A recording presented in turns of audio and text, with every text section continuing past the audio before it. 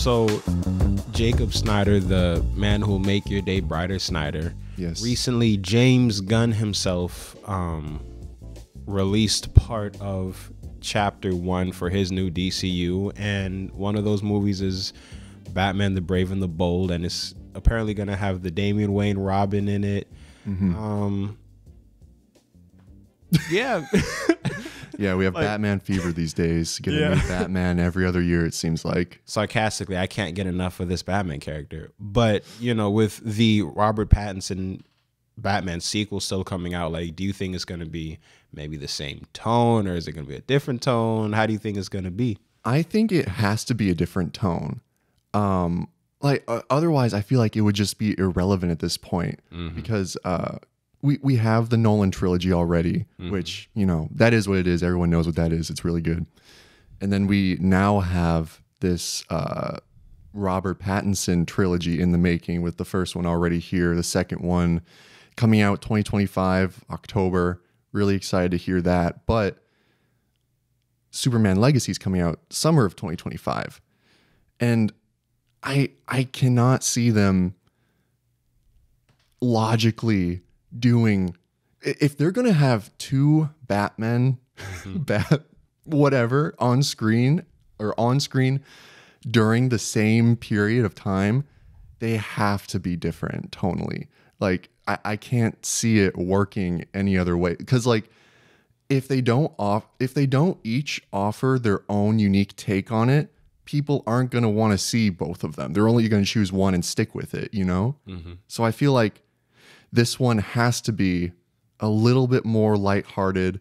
And it's, you know, Brave and the Bold, going off of my knowledge on the show Brave and the Bold, and I don't think it'll be based on the show, because the show was really wacky, you know? Yeah, I don't think it's going to be based on the show 100%, but I feel like there will be similarities. It'll still obviously be Batman, and he's kind of a dark character because his origins and blah, blah, blah. But I feel like it's going to be like he's not a dark character. He's just like kind of the darkest of these characters, but it's still going to be a little bit, like you said, lighthearted, not really campy like the George Clooney and the Val Kilmer movies were. Yeah, I think we are past like pure camp like that. It's like, now that I say that, I wouldn't be surprised if it was kind of like a little bit like that, but just a little not bit completely. I think, yeah, to offset that really dark, realistic, gritty feel that the Matt Reeves universe is taking on, it will embrace some of the light. I mean, it's James Gunn. Yeah, It will embrace the more lighthearted nature of it. Yeah. But I also feel, and I'm talking like specifically about Batman's character. I feel like the really smart move they're doing here is introducing Damian Wayne into this movie, because he could be the vessel for the more dark. Funny enough, because he's a kid, he could be the vessel for the more dark, edgy tone that we're used to, and then you not contradict, but you juxtapose that next to this new take on Batman, and it's kind of like you're getting the best of both worlds. You're getting a new, fresh take on Batman, but you're also getting the feel of Batman that you're used to through Damian Wayne's character, you know? Interesting. I could see that. Because one thing, and this is a personal thing, because I'm fairly new to the Damian Wayne character. I've only seen him in a couple of the animated movies. I haven't read, you know, any of his comics or any comics with him in it. So based on my personal experience, I hated this kid when he showed up. He was so unlikable to me. But so therefore, I think this movie needs to almost be from his viewpoint. Like, he needs to be our eyes and ears and entryway into this story for two reasons. One, they just need to get the audience to care about this kid, because he starts out, you know, really bratty. He's trying to assassinate everyone. He's like got this huge pride and ego to it. To me, that's inherently unlikable. So they need to make it in a way that we are on his side from the get-go. We understand where he's coming from. Maybe we don't agree with his mission or his way of going about things, but we understand why he's doing it. You got to make him sympathetic. Exactly. You got to make it where it's like when he's interacting with everybody on surface level, like you said, like, oh, well, he's kind of an asshole. He's kind of entitled, a little bit arrogant, even though he can back up that arrogance. But maybe in scenes where it's like his kind of personal moments or his vulnerable moments, you see it's like he's not really happy. He's doing this because that's what he was raised to do, was to be better than everybody. Right. So you see him kind of like, I do kind of just want to be maybe not necessarily normal, but it would be kind of cool to have friends and stuff like that. And I know they've been talking about we can bring in the Bat family, so then you can see him, forming those relationships with like Nightwing, Exactly. maybe Redhead. I don't think I've ever seen Damian Wayne and Jason Todd like interact. Well, now we might have the opportunity to. That would be cool because I feel like they are like really similar, like personality wise. So it'd be kind of cool if they clashed. It could be a cool fight scene. I don't know, but Could also be cool to like see them build a brother, like older, younger brother relationship because they are so similar, And the second reason why I think it would be really smart to have Damian be like the entryway into this movie is it would also serve as an audience vehicle to enter in this new Bat story, this new Bat universe. Interesting. A way of easing us in to maybe even the tone. Because I could see it where like the movie starts out all dark, gritty, because we're following Damian. Like, where does he start out? Raj Al Ghul, what's that all called? What's what called?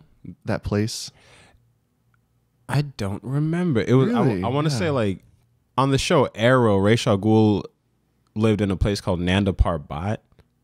I don't remember if that's like legit from the comics or not.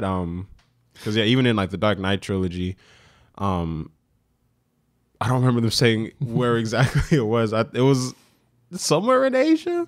Okay, well, basically you have him start out At that not like, in temple Gotham, or whatever. at this temple doing like life and death training, like super hardcore, super not what you would want a kid to be doing.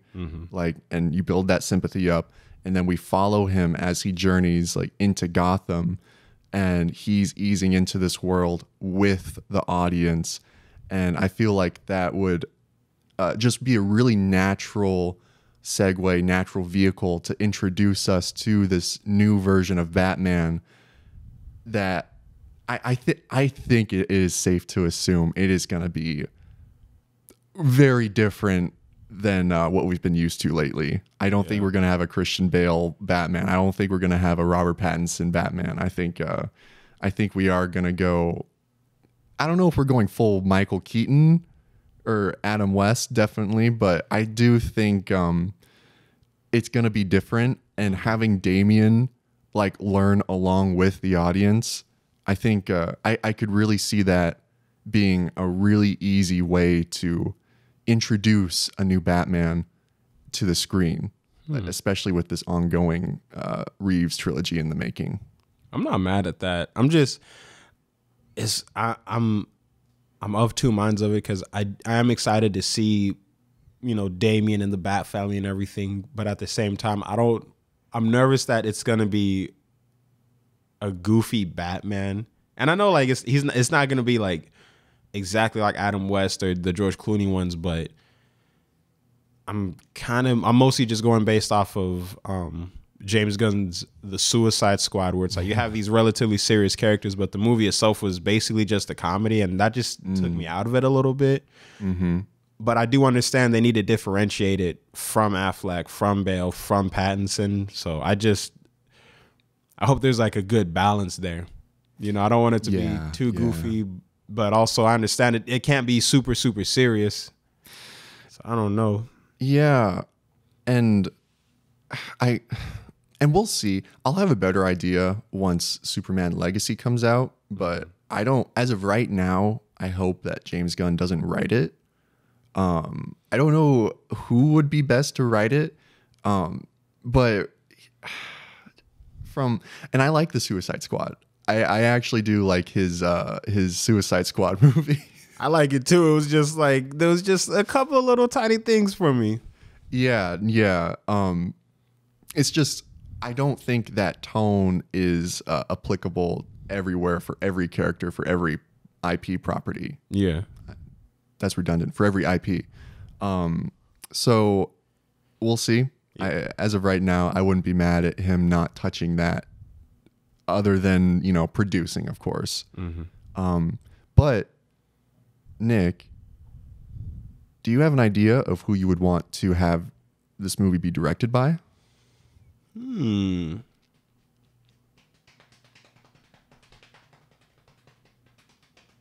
don't. And I've been thinking about it for a little bit, like, because I know who I would generally want to direct, like a Batman movie. Like, my list of directors would be like, Chad Stahelski, because he's good with action and that fun action and stuff like that. And maybe that would work for this Batman the Brave and the Bold. But again, it's like, I don't know, like, what would the story be for this version of Batman? Like, and, tone, obviously. And well, let's say the tone is lighthearted, but with a lot of sprinklings of like dark, serious moments in it. Because I genuinely think it is going to run into some of those problems or some of those tones, because I think just Damian Wayne as a character brings that with him wherever he goes, especially at the beginning, like him being introduced to Batman and like he's killing or he wants to kill. And yeah, because also in terms of story, and I don't think we're like talking about this like too much, but if I was gonna do a story like this and it's Damian, I would want it to be like you set it up and it's basically just a typical Batman story. It introduces us to this new Batman and we see kind of like little inklings of his relationship with the Bat family and kind of just, we get a sense of the status quo.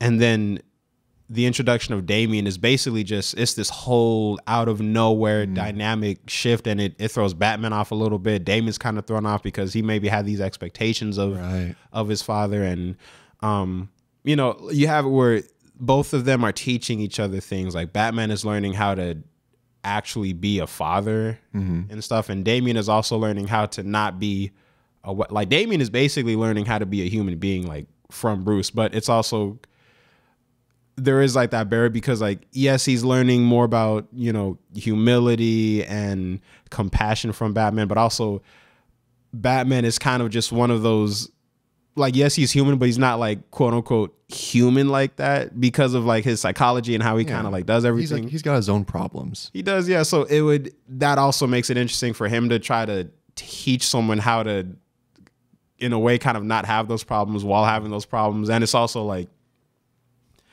I just feel like it's like a whole like mixed bag of interesting, I guess, drama, for lack of a better term. But for something like that, though,